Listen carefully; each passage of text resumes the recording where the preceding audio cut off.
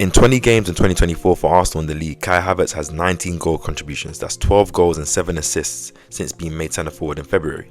He fits like a glove, and with almost a year of him playing as Arsenal's main striker and starting the season fiery with 3 goals and 1 assist in 6 games in the league, I want to explain to you in this video why I believe Kai Havertz might actually be Arsenal's perfect centre forward and goal scorer. If you're new and you're returning and you haven't already, smash that subscribe button. Comment down below anything you agree or disagree with in this video. Smash that like button and let's get into this video. I think Kai Havertz is a bit misunderstood. I think he's a lovely guy. I think he's a good guy. I think he's hardworking. I think he's humble. I think he's intelligent as well. But I also feel like his time at Chelsea done a bit of damage. Obviously coming to London, to one of the biggest clubs at the time, young age at 21, scoring in the Champions League final in the first season to securing that title would have been great for him. But everything went downhill from there, and in the sense of Chelsea, just instability, many coaches, different teammates, new owners. And I think for a young player in another country, he's only 25, it rattled him, in my opinion, before he came to Arsenal. And then with Arsenal signing him for 65 million, the Arsenal fan base being a very emotional fan base, I feel like they didn't take to him because Arsenal fans were so ready for the league that when it was costing 65 million to a player that doesn't look like he's performing the best, and you're looking at other options, the support didn't go that way. But I feel like he's always been a centre forward. I think the news coming around when he first signed that he's a midfielder, I think was just, media games. We've seen Mikel do it a lot, especially this season.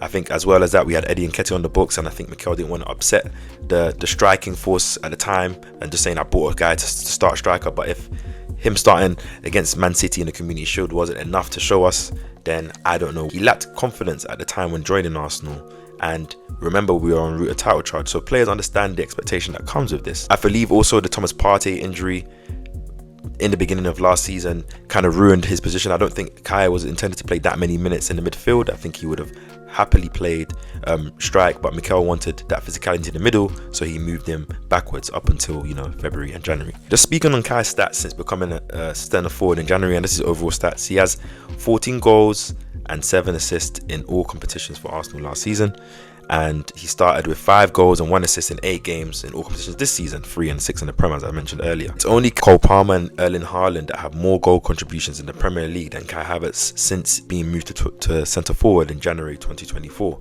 He ranks in the top 1% in Europe's top 5 leagues for non-penalty goals and non-penalty XG, touches in the opposition box, aerial duels won. He's in the top 3 percentage for progressive passes received and shots taken. It's undeniable to me that Kai Havertz is a true centre forward. He has hold-up play and aerial winnability that is insane, probably the best in the world, and I'm not even just being biased.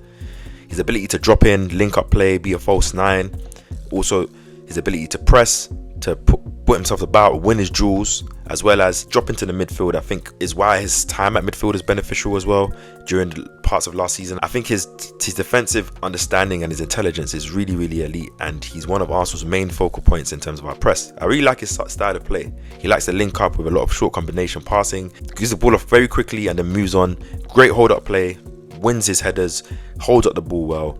And obviously just seeing his movement as well, especially as we saw that example in his last goal that he scored for Arsenal against PSG with that lovely cross from Trossard, deep movement from near enough that number 10 position, hard for the centre-backs to mark, quality movement, quality timed ball, and real header. Only real strikers put their head where 6'5" Donnarumma is coming punching, flying at you, and you get the header on target. And at 25, of course, Kai still has a lot to improve on. He needs to have more conviction in his shots. He needs to take more strikes, in my opinion. He needs to try and hit the target with majority of his strikes. He needs to continue to test the keeper, in my opinion, and he just needs to play that confidence. But I feel like we've seen his confidence grow through his whole time at Arsenal. Some of the touches that he shows are Bergkamp-esque, and again, I'm not glazing. They're Bergkamp-esque, Berbatov-esque, Havertz-esque. And I feel like if he can adopt that Robin van Persie ability to finish from anywhere and strike from anywhere, wow. Let's answer the question, is he the perfect striker for Arsenal? With a season under his belt and a year playing striker for Mikel Arteta's system, clearly finding his goal scoring form and just looking like a more confident player, I think he might be. I think the narrative around Arsenal needing a centre forward striker just comes more from the narrative of Arsenal needing a more proven goal scorer.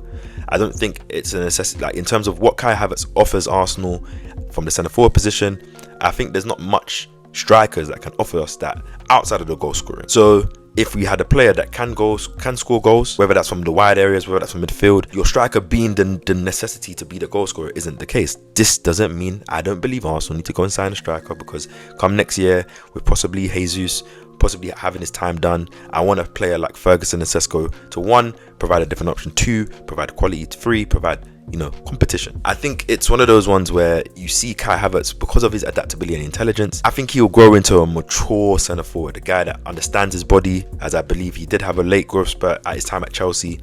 Also knows how to play strike, the positions. I think he understands the moment. He scores a lot of big goals, but I think just in terms of just a simple chances where you just put away to become more consistent, more deadly, and just to continue to score these big goals. And if he continues to use his frame and understand his body to generate space and shoot, generate raw power in his shots, boy, we will speak soon. As I said, just to summarize, I think Kai Havertz can become one of the best centre forwards in world football. He has the attributes for it, he has the intelligence for it, he has the battle scars in terms of coming to London, having the highs, having real lows, going to another team, winning the fan base over. If he improves in his conviction in his strikes and in his actions, whether that's passing, whether that's dribbling, whether that's shooting, as well as improving on his weaker foot as well, continues his dark arts, which he's just so great at. He's a real Arsenal player. Like, he really fights for that badge, and I think just his relationship with the likes of Saka, Trossard, as you've seen, Jesus, Martinelli as well, he has a lot because of his movement. It's easy for players to find him. Kai Havertz definitely has pause, he has quality, and I just love the guy, man. I've always backed him from the beginning. When we signed him, can go to my ex, I've already put that he might get 20 to 25 goals this season, and that's just